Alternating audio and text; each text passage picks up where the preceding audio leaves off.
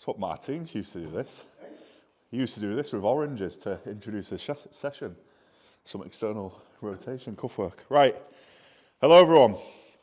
We're back at the shed for episode 3 of Training to be Britain's Strongest Man. I've got some log press today. I've got 2 sets on log push press. I've got my first set is a double 165, and now I've got the option to go to 170 or 175 on my second set, or I can just stay at 165. But obviously, when your coach puts an upper end range on your program, that obviously means that you do the upper end range because you're a strong man and you're stupid. And then I've got 4 sets of strict log from the rack. Something that Shane's doing with my programming at the minute, and this could be wrong, this is just my analysis of it. Last week I did 3 sets of log push press. I did 150 for 5, 160 for 3, and 170 for 1.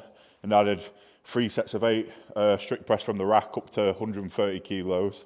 This week I've got 2 sets of log push press, 4 sets of strict log from the rack, and then next week I've got 1 set of 160 for 6 from the floor on normal log push press, and then 5 sets from rack. So I'm undulating volume between the 2 variations, so total volume per session remains the same, but I'm doing obviously a different amount of sets between the 2 exercises, but the total amount of sets obviously remains the same. Week 1 I did 6 sets, week 2 I'm doing 6 sets, and then week 3 I'm also doing 6 sets. So yeah, we'll get stuck in today. I've already done my stretching and my activation stuff. I'm just finishing off with a bit of rotator cuff stuff now. I'll weigh the log because I like to know what it weighs every single time I come in the gym, because you never know with these wooden logs. Can't be trusted, can they? Ready? 3, 2, 1. Ugh.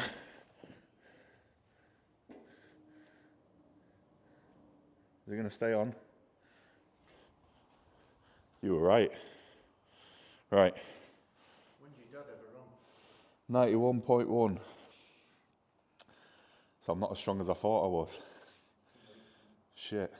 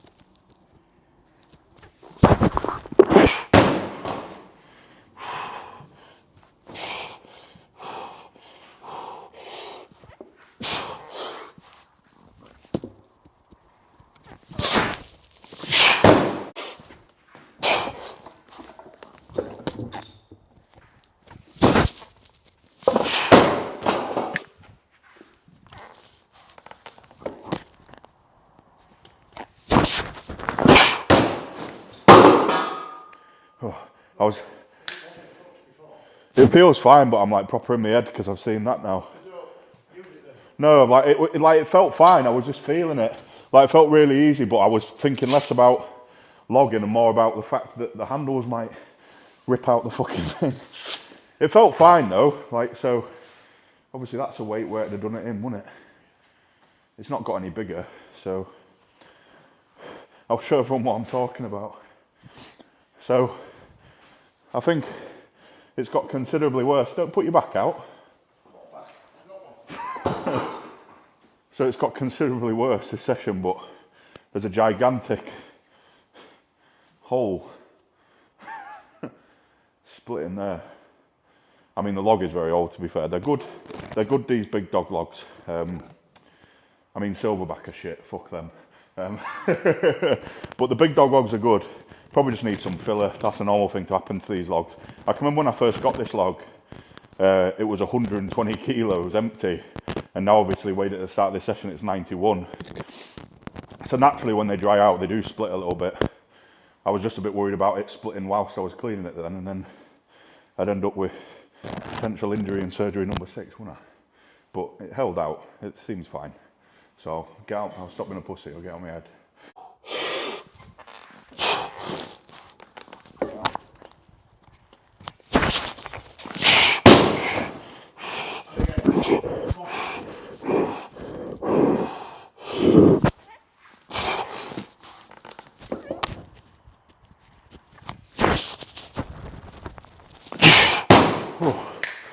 the best, not the worst.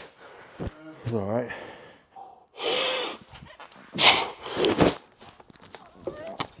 Come on, steady up. And again. Come on. Strong now.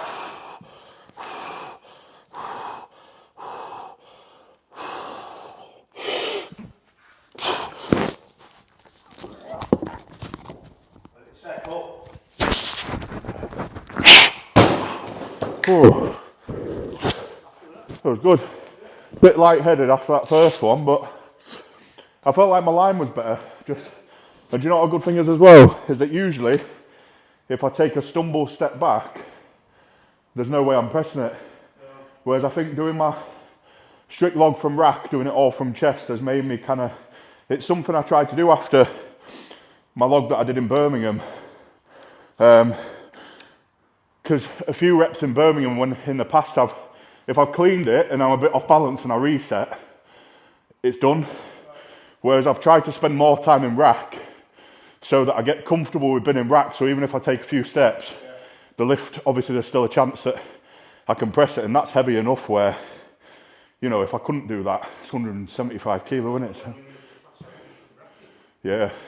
I still do go lightheaded. I was lightheaded after the first one, but like even when I took that second step back, I was like, I felt comfortable enough to get the press. Empty of what? You prick. That wasn't the greatest log session ever today, but it also wasn't the worst. It's funny, isn't it, when you build up to 175 for two and you're kind of like semi-disappointed with it.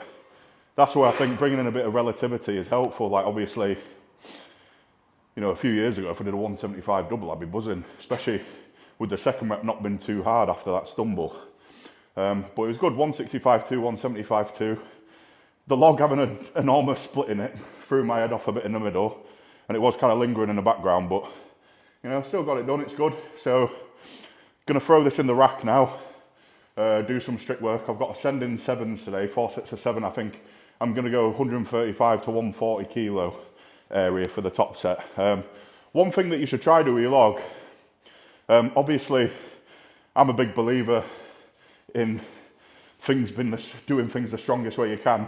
And if you leave your neck extended on the press, it is just stronger. It's irrefutable in my opinion. And anyone who does refute it is just doing it because for some odd reason they don't want to acknowledge that it's stronger because certain people say it's stronger. That's just my opinion anyway.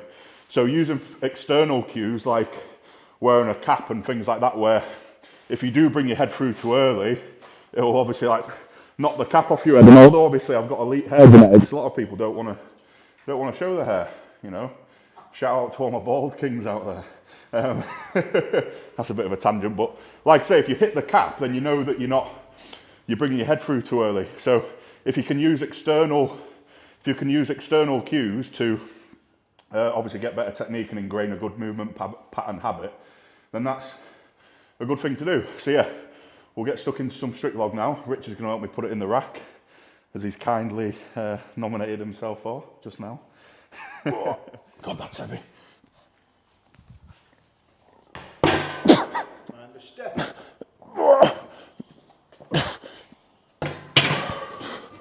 Oh, you got it? Yeah, you want. Right. Stand on there. Have you got that in? Yeah. You ready? Yeah. Oh. Bit of a stretch for someone that's 5'7". 5'7"? Yeah. 6 foot. Right. That's what every other guy who's 5'7" does, isn't it? 6 foot. Genuinely 5'7".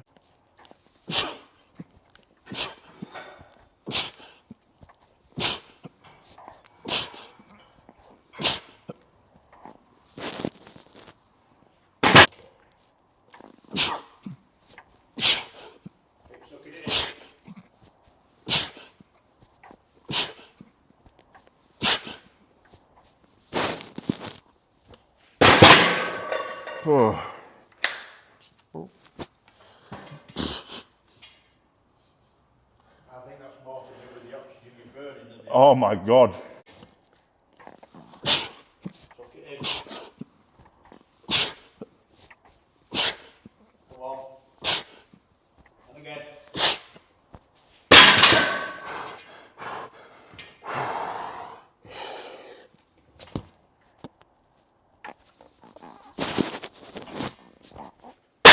Tuck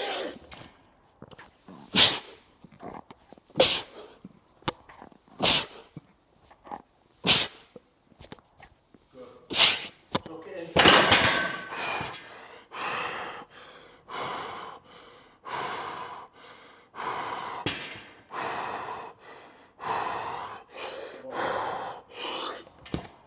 Set it up.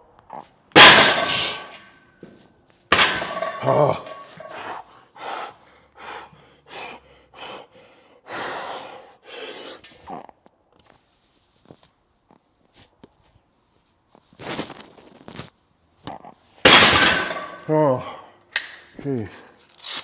Oh, that's a lesson though, isn't it? Sometimes it doesn't need to be perfect, but as long as you do the volume, you do the volume, don't you? It's kind of been that whole session today, but that's part of training. So that's push press log, strict press log done.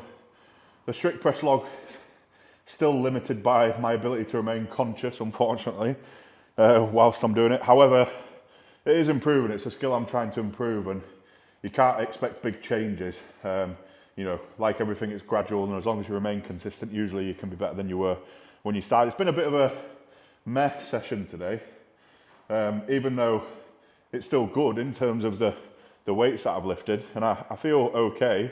A bit tired from a couple of days ago still, but you know, I'm going to be tired at the comp. The log's the fourth event in the comp, which I think is a valuable thing to do in your training as well. Strategically place the events in your training to kind of mimic the fatigue and things like that you'll be feeling at comp. Like, stones should always be last in a session because you will probably always do them last. Something that I've been doing with the steeplechase that we're doing at Britain's is that I'm running before I do my deadlifts, so that you go into deadlifts already feeling a bit like cardiovascularly fatigued. And then obviously I'm still a bit sore from the squat event session that I did a couple of days ago for this, but we're doing the log as the fourth session at Britain's Strongest Man. So yeah, it's about emulating it the best you can, and that's all you can do.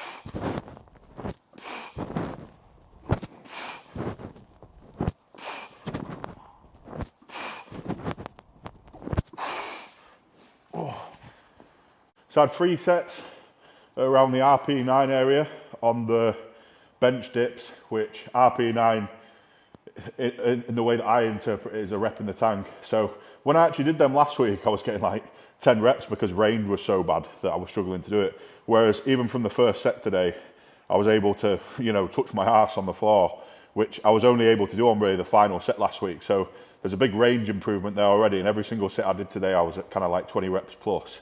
So that's good. The bench dips are more for shoulder internal rotation.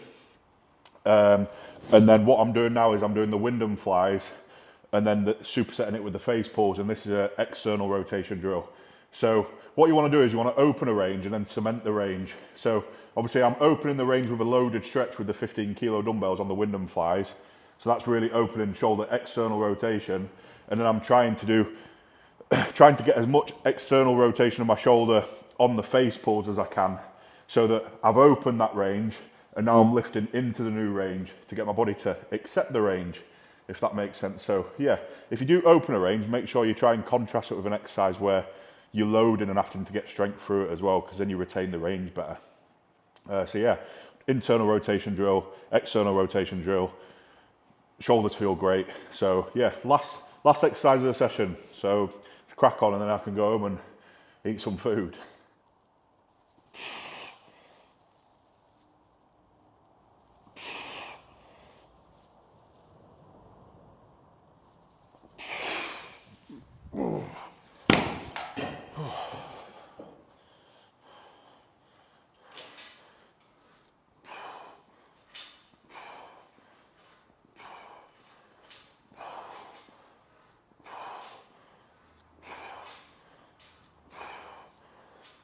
Right guys, so that's this session done, wrap it up.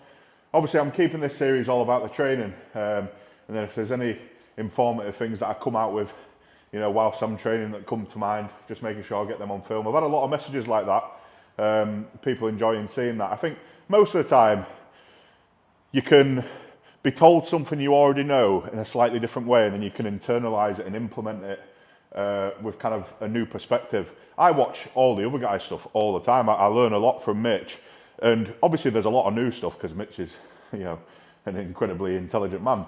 However, I think sometimes maybe, you know, they can teach you something new, or they can tell you something you already know in a slightly different way.